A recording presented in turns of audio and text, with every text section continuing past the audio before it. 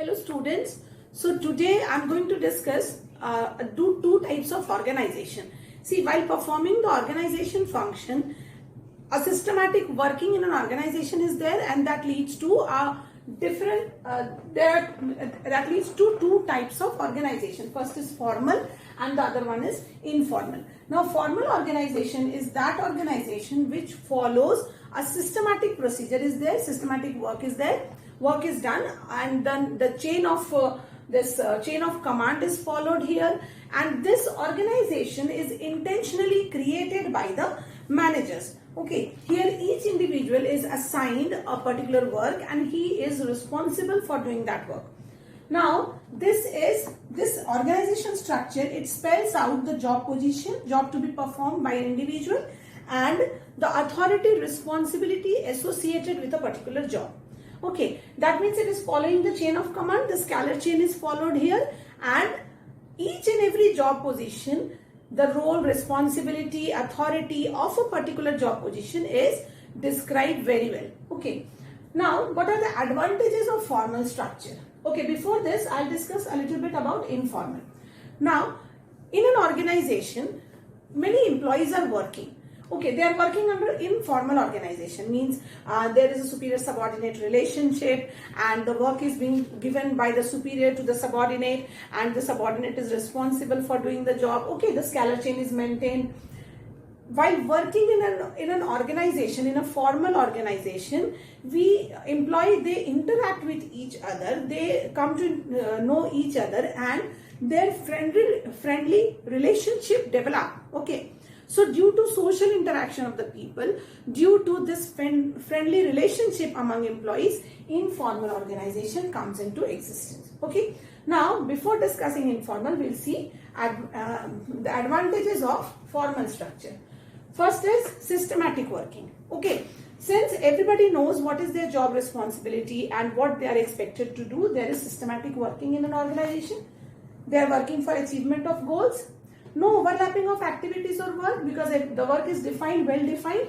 Then coordination is there because everybody is doing his part of the work, and then he's reporting to his superior. So coordination is there. It is created out of the chain. It is creation of chain of command there because they are following the scalar chain. Then more emphasis on work. Here the emphasis is on work, on achievement of objectives, of systematic working of the organization. Okay, now there are certain disadvantages also. First is delay in action. When you are following all the rules and regulations, scalar chain, everything, then there will be always delay in action because a lot of paperwork and requirements are there for working in an organization. Second is it ignores social needs of the people. See, there are different needs of the people. People, they want to associate with each other. They want some friends in an organization. They want to be close to, like, psychological needs, social needs. There are different needs of the people which is not satisfied in formal structure, okay, or formal organization. Then emphasis on work only. That means emphasis is only on work. The creativity and the interpersonal relationship, the talents are ignored in formal organization.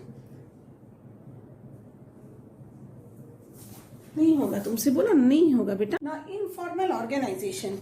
See, as I have discussed just now, that when an employee is working in a formal structure, formal organization, employees, they communicate with each other, they interact with each other, and due to this social interaction of the employees, informal organization comes into existence.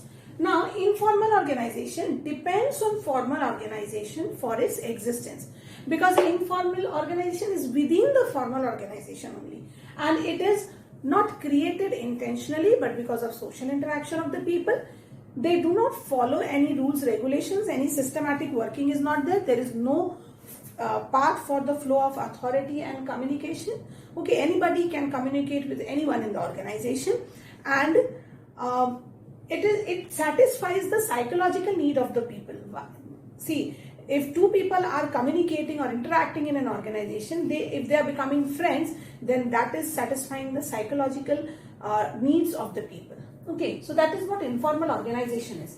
Now, what are the disadvantages? First is faster communication.